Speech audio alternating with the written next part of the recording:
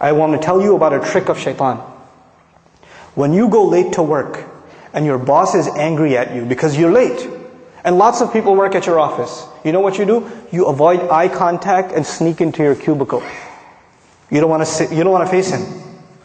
When you have a bad report card and you go home to your family, you're in 6th, 7th grade, you got a bad report card, you sneak into the house. There's no "Assalamu alaikum, I'm home." You sneak in and you kind of go and you pass out, you go to sleep. Right? What happened in school? Nothing. When you disappoint someone, you avoid contact with them.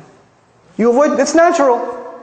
In this case, when we do something shameless, when we wrong ourselves, who have we disappointed? Allah Azza wa Jal. We've disappointed Allah.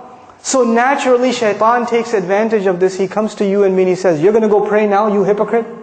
You do this shameless thing, you do this and that, and now you want to go attend a class? Now you want to go do, ibadah? You should be, you're such a two-faced person." So this person says to themselves, "Yeah, I shouldn't go pray because I'm two-faced." Shaitan takes advantage. He distances you from Allah. And we're embarrassed to go before Allah Azza wa Jal. But the true muttaq, he does something wrong. He does something wrong. And immediately what does he do? He remembers Allah. Dhakarullah. There's not even tha, no thumma, nothing. Dhakarullah, immediately. فَاسْتَغْفَرُوا لِذُنُوبِهِمْ. Then they asked Allah to forgive for their sins. And the word for sins here, dhunub, comes from dhanab actually, a tail. That which you're not proud of. That which humiliates you.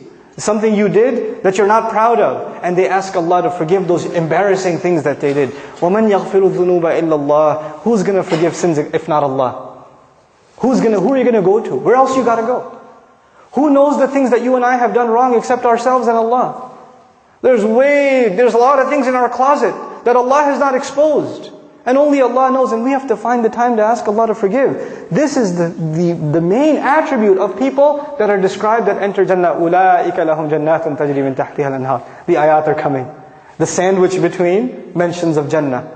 And the last thing I share with you about this final passage, one time I was with my family, and we were at a mall, and this other mom, her child, she was yelling at her child. This mother was yelling at her child, and the kid's crying his head off.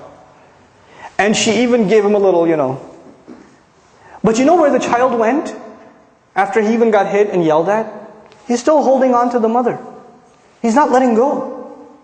Everywhere else around, there are these ugly, gigantic strangers. He doesn't want to deal with them. Even if she's angry, even if she's disappointed, even if she's upset, his whole world, his whole shelter, his whole protection, where is he going to go except his mother? And it made me think, subhanallah, when you and I sin, when you and I disobey Allah, where are we going to go? Where else is there to go? Who do we turn to? We don't have anywhere else to turn. So even if we disappoint our Lord, even if we fall short of the standards He set for us, the true muttaq, the hopeful of Jannah, he never loses hope in Allah. لا تقنطوا من رحمة الله. Don't lose hope in the mercy of Allah. You're not allowed to lose hope in the mercy of Allah. This is the attitude we have to internalize.